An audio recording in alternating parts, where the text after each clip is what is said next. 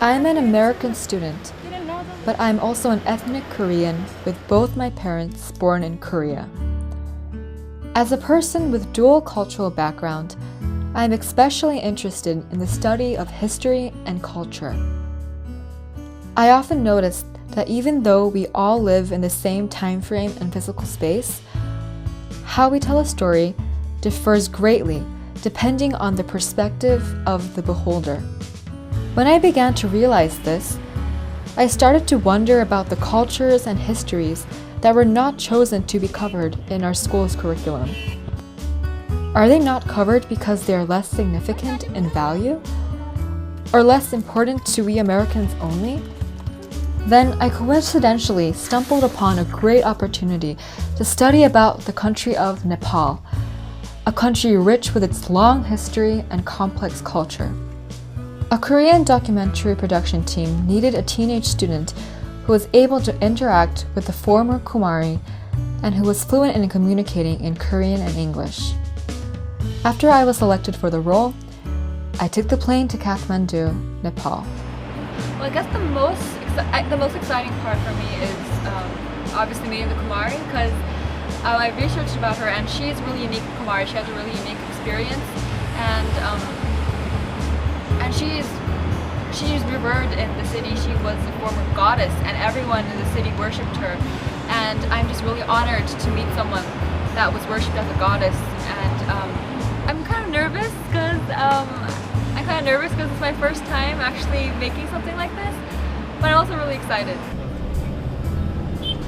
Everything about Nepal seemed chaotic to me at first. The cars, the people, and the animals on the streets all interacted in a rather spontaneous and unorderly manner with each other. However, later in the trip, I realized that this was a misconception. There were unspoken orders and rules among Nepal people beneath what I initially deemed as simply chaotic and unorderly. I visited the country initially determined to explore and understand different perspectives, but ironically, I unconsciously did the exact opposite and judged the country based on my initial views.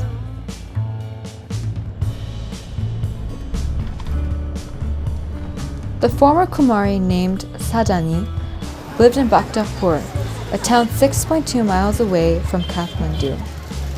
I was thrilled and honored to be meeting a former living goddess of this country.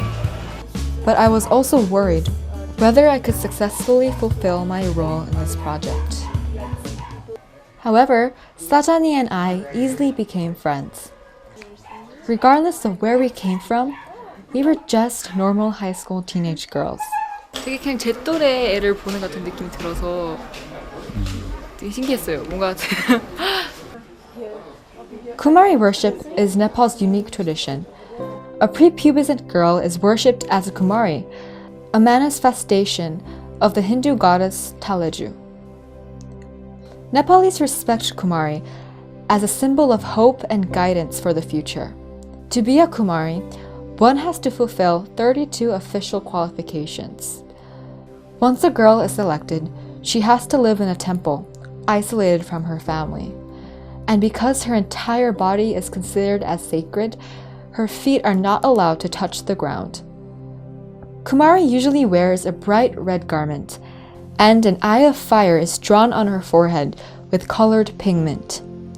A Kumari's term ends when she reaches puberty and starts her period. When Sajani was a Kumari, she visited the States with the BBC production, but she was removed from her position after the trip because she had violated the rule that the Kumari should never leave Nepal. Though, Sajani still remembers and misses her time as a Kumari.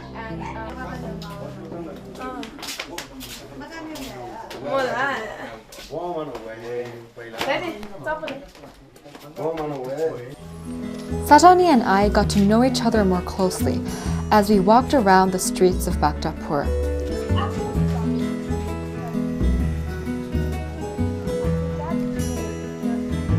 The former capital of the Malla dynasty, Bhaktapur was filled with historical artifacts and important religious temples, crucial to the country's rich cultural heritage. And as a former Kumari, Sajani also was a huge part of and blended in with Bhaktapur's environment and its historical importance.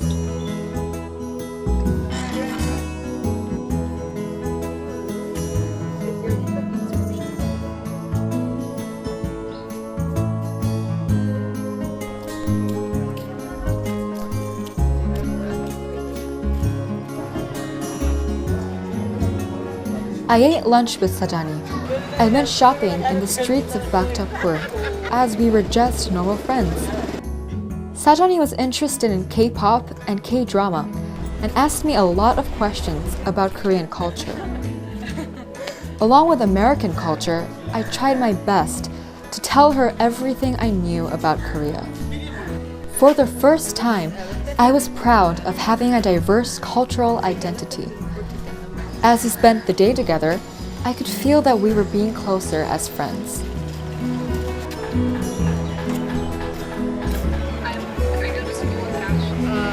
Here's the question. So the first question is... I introduced Sajani to Heather, my friend back in the States, who was very excited to meet her over Skype. Heather was nervous, and I could see that Sajani was also too. But I felt that the three of us were getting closer as normal teenage girls. I was amazed by how three people, all from different ethnic backgrounds, could communicate together and learn about each other's culture. And I suddenly wondered that maybe many conflicts between different social groups or different nations could be resolved if they understood and interacted more with each other. Then after the Kumari, also she served me first. And a priority to me. Kumari worship is an internationally controversial issue because many people claim it is a form of child abuse and a violation of human rights. One could easily find information on this issue through the internet and other secondary sources. But Sajani told me that she values her experience as a Kumari and even said that she cried when her term ended. She had only good memories and she would become a Kumari again if she had the chance. Many overseas media sources criticize Nepal's Kumari tradition without even visiting Nepal.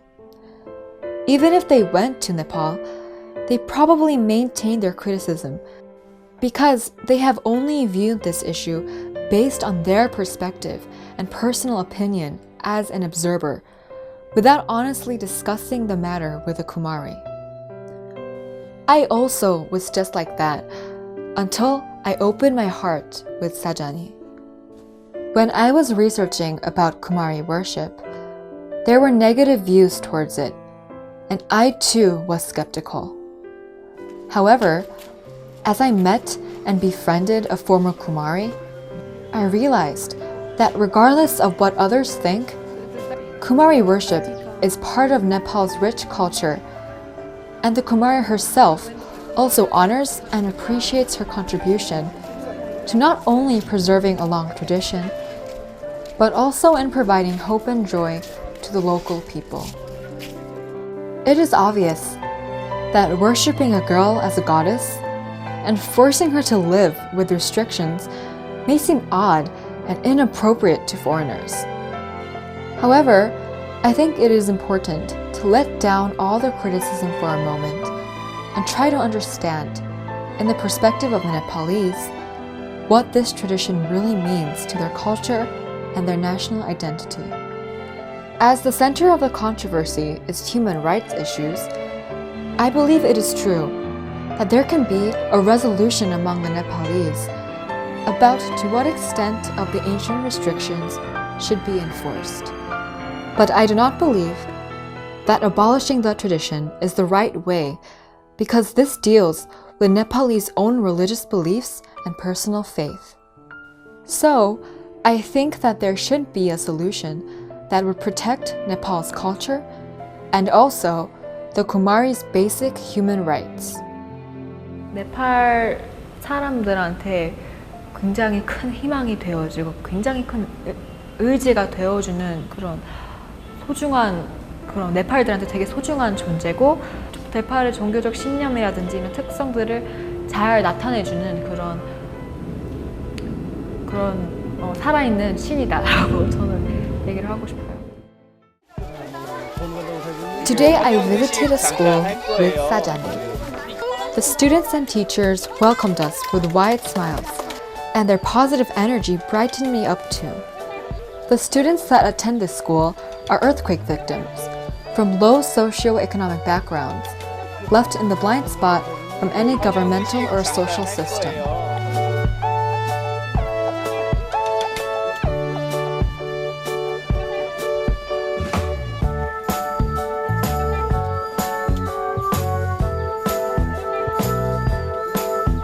I had a chance to spend some time with the students after lunch.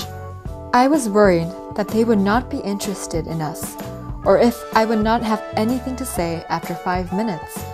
But fortunately, the students actively participated.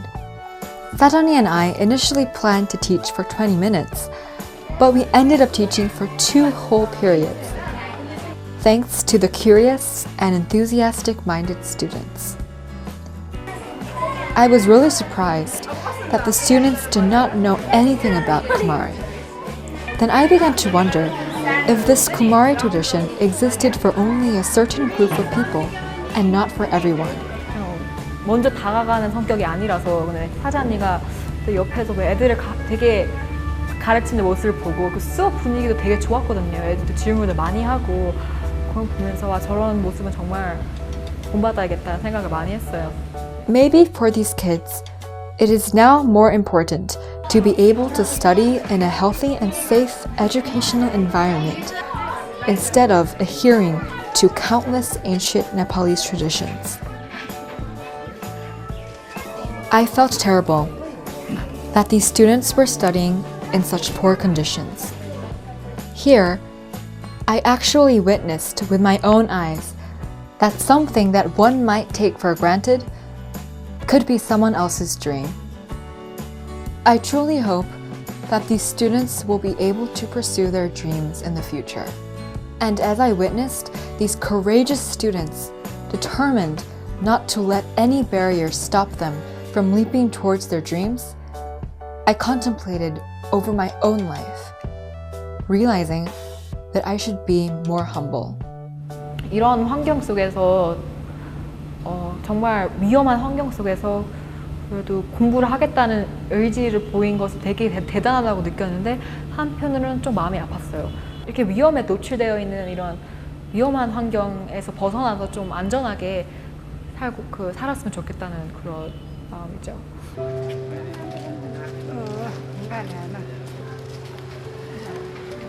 The Bangmani River that flows by Pashupatinath Temple is the last place where all Nepalese go at the end of their life. Because death also means a new start, Nepalese seem to embrace death and consider it as a blessing rather than a doom. I was surprised that this place was also a popular dating site for couples. I guess, to the people here, death was not an intimidating concept, but rather a natural process that they embrace and accept with no fears. 네팔 사람들이 되게 신의 의도를 많이 하고 되게 종교가 되게 큰 부분을 차지하잖아요. 그래서 어려운 일이 있을 때마다 찾아가서 기도해주면서 기도를 하고 좋은 일이 있길 기원하고 그런 문화들이 그 문화가 이제 잘 나타나 있는 것 같아요. I asked Sajani how she felt, and she said that it hurt thinking about the struggles the deceased person probably had to face before his death, and the grief of his beloved ones who had to let him go. And listening to her, I felt that although she was not an official Kumari anymore, Sajani was still a Kumari deep in her heart. She may have not noticed it, but maybe her role as a Kumari to heal people had influenced her to study to become a nurse. And our visit to Pashupatinath Temple marked the end of my 2-day time allowed with Sajani. It was hard to say goodbye because I had really become close with her. Finally, we exchanged our contacts, promised to see each other someday, and said goodbye. For the rest of my life, I will never forget the honor of meeting a living goddess and a good friend.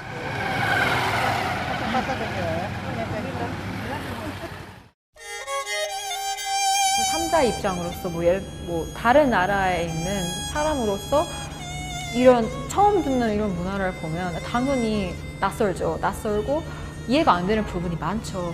이해가 안 된다고 해서 그게 나쁜 건 아니거든요. 그냥 이해가 안 되면 이해하려고 노력을 하던가 아니면 그냥 받아들이던가 그런 태도가 중요한 것 같아요. 나름대로 저도 공부를 많이 했지만 그래도 막상 오니까 정말 진심으로 이 문화를 이해하고 존중하려는 태도를 좀 배우고 간 것 같아요, 여기서. When I was researching about Nepal prior to my trip, I was most astounded by the country's complexity. How could Nepal people learn all the customs, rituals, and cultures that for me seemed endless? However, whenever I asked someone in Nepal about the origins or significance of a particular custom, in most cases, he or she said, "I don't know, I just have been doing this for my whole life." The old traditions and culture don't remain in the past. They still exist today in contemporary Nepal as indispensable, inherent components of the people's identity. Rather than simply judging and evaluating the extent of normality based on only one perspective, if people could embrace and understand that there are different cultures in the world that deserve equal respect and importance, just like how Buddhism and Hinduism do coexist harmoniously together in Nepal as of today, couldn't the world be able to coexist in peace together? There was so much I've learned from visiting Nepal, and I truly appreciate my experience being part of the country's culture, which is highly sophisticated, to say the least.